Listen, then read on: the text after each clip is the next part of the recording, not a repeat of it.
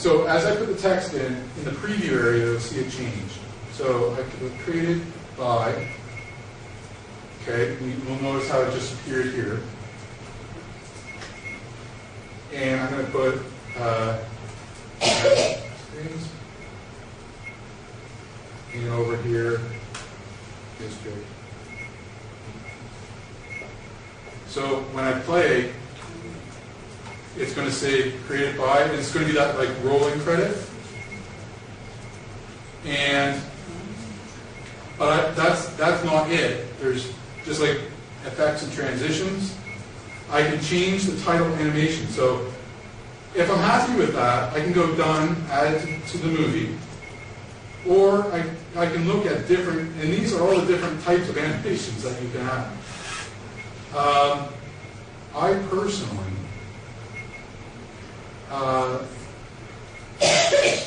that's the one I used, where things fly in.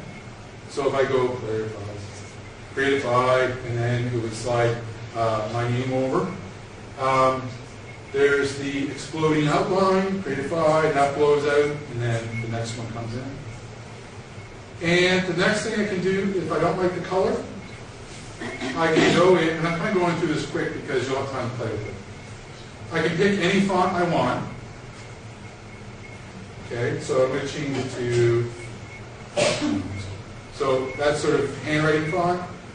I'm going to change the background color. I always like black for my credits. And I'm going to make the size of the words a little bit bigger. So there's lots of different stuff. I'm happy with that. I'm going to go done, add to movie. And now you'll see it's added the credits to the end of the movie. So when I play it, okay, that's adding it to the end of the movie. It's the same process for adding it to the start.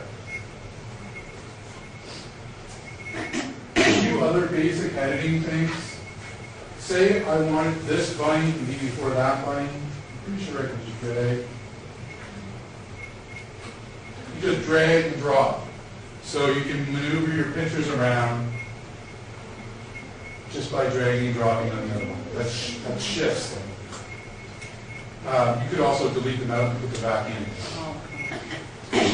So you've now seen how to put an image in, how to put audio in, how to add titles and credits. Now we need to save our movie. What do you want to look? So you notice how this walks you in steps of what to do. Finish the movie. We have options. We can save to my computer. We can save to a CD. We can send an email. Save to the web, save to the DV camera. Not so much, but I can show you how to do that later. What we're going to do for now, well, at the moment, is save to your computer. But the one thing that I should have done immediately when we started is you'll notice that here's where the title should be. I haven't saved yet, which could be potentially very frustrating if I goof and it freezes and everything we've just done is lost. This collection can be saved, all these pieces together. Now, the big thing is, once you start working on a project, never move your audio and images that you've imported. If you move them on your machine, you'll have to go in and re-add every single one. That's a big thing to stress to students. If they're working on it, make one work area where all the students put their work and don't move them. When you're done and you save it as a movie and you're happy with it, you can move stuff then. But for now, that bunny image needs to stay in that bunny image folder. That audio needs to stay in the audio folder. But it's a good habit to teach them the organizational skills of making folders and putting certain things in and leaving it.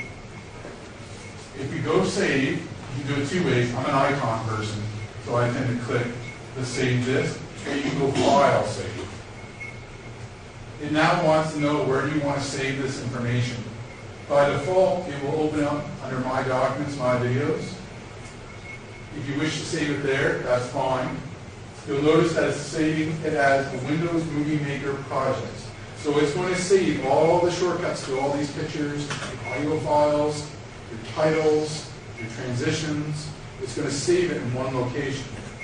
But if you can imagine, there is an invisible web of links going to certain other areas of your machine. There's that picture file, there's that audio file. So if you move them, it breaks that link. So what you see is like a big X where that should go. So that's why, while you're working on a project, don't move the other files. Now I'm going to save it as Rabbit. Go save. And now, if I was to close this, I should be able to go into My Document and under My Videos, Rabbit. Double click it, and that will automatically open the project. You just save is not a movie. It's the collection of the files. So what we have to do now is save it as a movie. That's where we go to finish the movie. Save to my computer.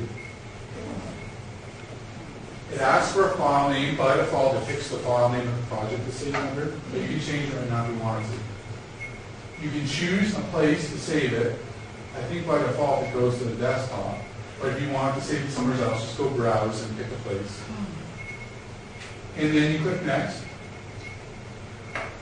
And then just leave it here. You can change it as you get more advanced, but basically it's going to save it at a 640 by 40 size, which is a medium size movie.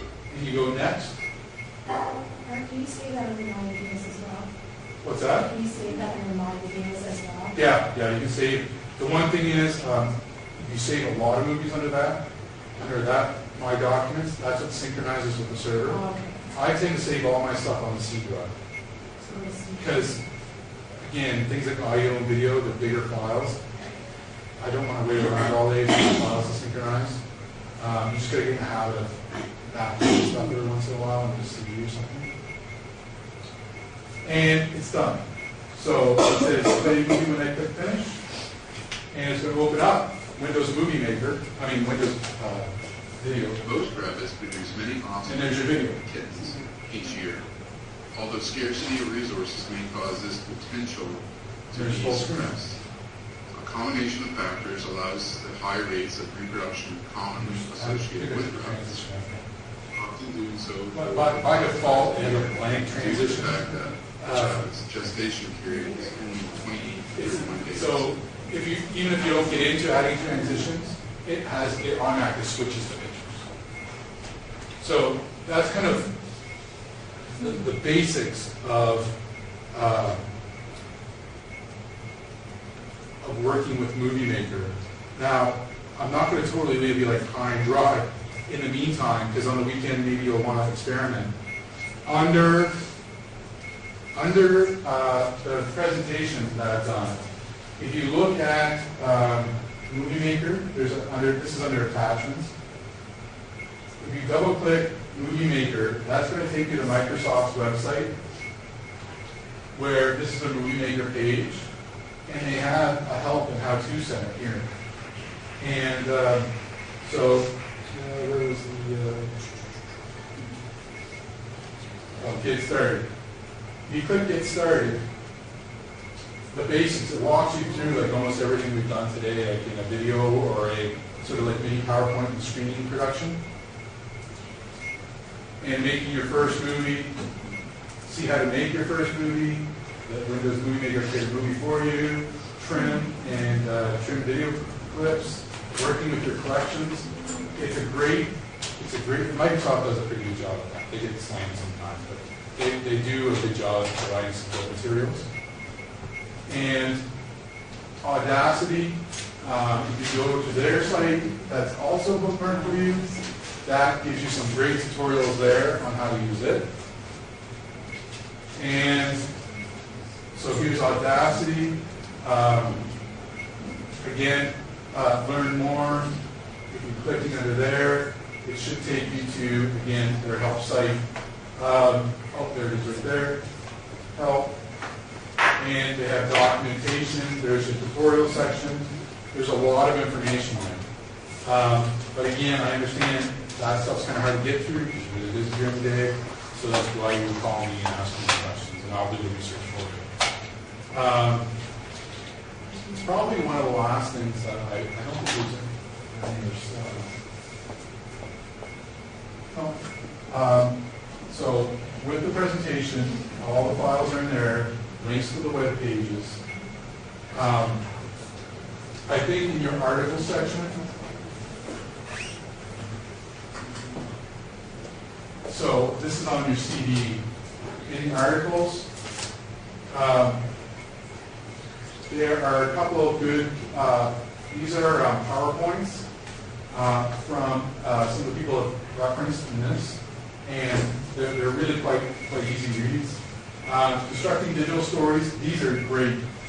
Those two PDFs, they're what I started my research on, and they're really simple. They're only like a 3-page thing, but they lay out how to do a digital story teaching in the classroom. It's from a journal, the International Society of Technology and Education, Learning and Leading with Technology. This one's digital storytelling in the language arts classroom. But these are just not language arts. Like you can kind of see how this could be done in a variety of subject matter. And so this one lays out the whole process of actually constructing a story. And this one is constructing digital stories. It has titles like Where to Begin, Discuss and Revise the Script. It's very practical. Very practical. It's not like studies or anything like that. All the things I found from Bowler, there's a story map, his rubric, just a transformational model, all the graphics I used, they're all in there. So really, plus we'll have this video to talk about. Might need a week or so to clean it up. But then you'll have that as well. If you want to stay and do a little bit of work, I'm here for another 15 minutes or so. If you have questions. Other than that, thanks for coming. I really, again, call your mentors. Don't go and think that's great. I don't know how I'm going to do it. We will come. We'll help you figure out a plan. If you're wondering about tutorials or you've heard about a session I've done, if you go to markbates.ca, which is on the signature of the email I sent you, this is my website. If you go into the blog section, all blog is the web blog, short for that. Here's your session right there, digital storytelling section. And by clicking on the title where it says read more, basically any sort of interesting things I learned about, PD follow-up, there, so you can download here the presentation from today and the articles.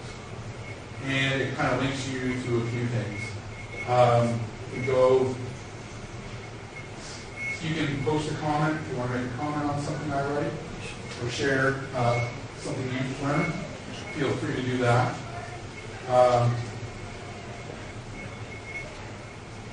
The other parts of the site is tech tips. That's the thing I write for the Economy Facts every week.